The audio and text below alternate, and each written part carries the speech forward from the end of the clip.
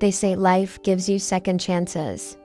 Sometimes it takes everything away first, just to make sure you really appreciate the next one. For me, that everything was my dream, my reputation, my entire future, shattered in an instant. I was 21, fresh out of university, doing my OJT as a substitute teacher in Fairview. My dream job, my passion.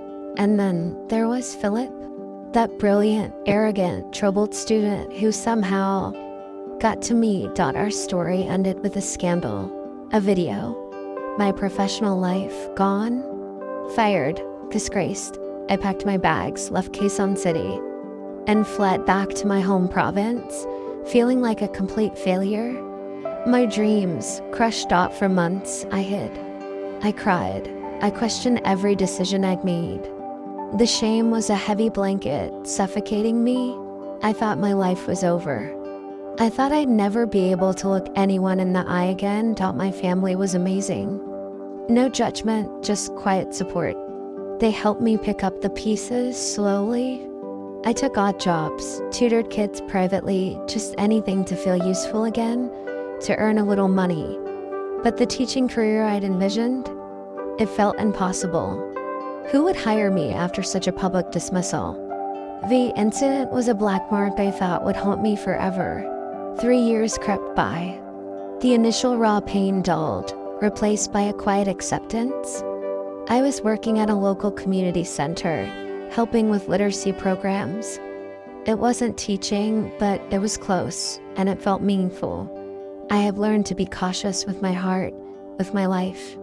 No more impulsive decisions, no more taking risks. I built new walls, higher than ever before. I was content, but perhaps a little too safe. Then one rainy Saturday afternoon, I met Glen. I was browsing in a small, independent bookstore, looking for a new novel. He was in the next aisle, staring at a collection of poetry, lost in thought. He was striking, hot, as my younger self would have described him. Older than me, maybe early 30s, with a quiet intensity in his eyes. He had a strong, gentle presence that was immediately noticeable. We accidentally bumped into each other, books scattered. We both bent down to pick them up, and our hands touched.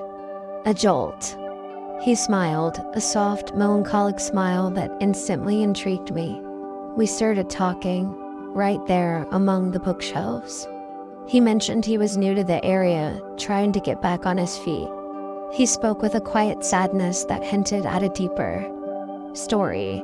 A few more conversations, and he shared his truth. He'd lost his wife suddenly 3 years ago. The grief was still fresh, evident in his voice, in his eyes. My heart ached for him.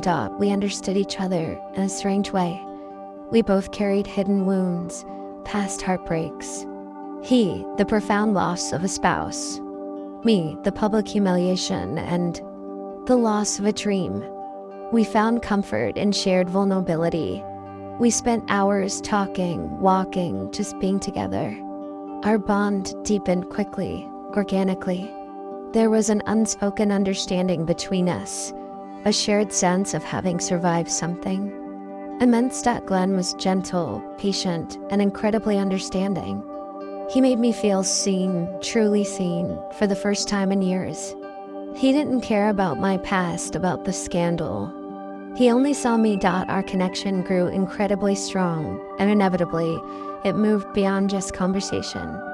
There was a powerful, undeniable chemistry that we both felt, a yearning for closeness after years of emptiness. And so our intimacy blossomed.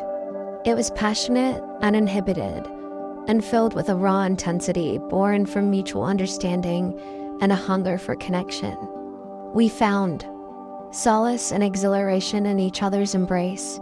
We sought out every chance we could get to be together, to share those private moments. In his quiet apartment, by the beach during a late-night drive, even in secluded corners of parks when nobody was around. It wasn't just physical, it was emotional release. It was pure, unadulterated passion that healed parts of me I didn't even know were broken. With Glen, I felt desired, safe, and truly alive again. We talked about our future, tentatively at first, then with more confidence. We were building something beautiful, something real. He was my second chance, my unexpected calm after a decade of storms. Glen helped me open up again. He encouraged me to pursue my dreams, even if it meant taking a different path. I started teaching online, privately, building a small but loyal student base. I even started thinking about taking my licensure exams again, maybe getting back into a formal classroom someday when the time was right. Glen believed in me more than I believed in myself. We moved in together, into a small house with a garden. It wasn't fancy, but it was ours. It was a home filled with laughter, with quiet mornings, and with the kind of love I never thought I'd find again. His family, those still mourning the loss of his wife, slowly welcomed me. His friends became my friends. I was part of a community again, truly belonging for the first time in years. Life with Glen was peaceful, steady, and full of a quiet joy. We were building a future, brick by brick, foundation by foundation. And every day, I thank the universe for this unexpected gift. 11 years had passed since the incident at school. 11 years since I'd last seen Philip, last heard his name outside of a distant, painful memory. I thought that chapter was entirely closed. I rarely thought of him anymore. He was a ghost from a past life, a lesson learned, a mistake that ultimately led me to where I was now, happy, content, with Glen. One afternoon, Glen and I were at a new cafe in the city, one we hadn't tried before.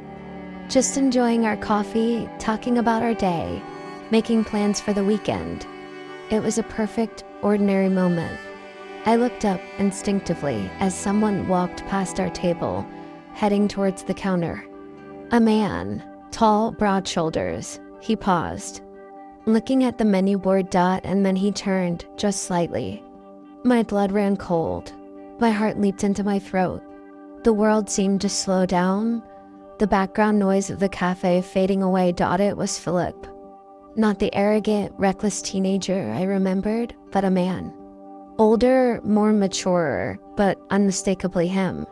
His eyes scanned the room, and for a terrifying second, they landed right on me. Our eyes locked. My breath hitched. His expression shifted from casual to pure shock, then something unreadable. A mix of recognition, surprise, and something else. Something I couldn't decipher. He took a step towards our table. My past, a ghost I thought I'd buried, had just walked back into my perfectly happy present, and I had no idea what he wanted or what would happen next. That's where my story stands for now. Life truly is a series of chapters, some closed, some unexpectedly reopened. What happens next? I honestly don't know. If my journey resonated with you, if you've ever faced a setback, or found an unexpected second chance, please like this video and share your thoughts in the comments below. And if you want to follow my story and see what unfolds next, make sure to subscribe to my channel and hit that notification bell. Thank you for listening.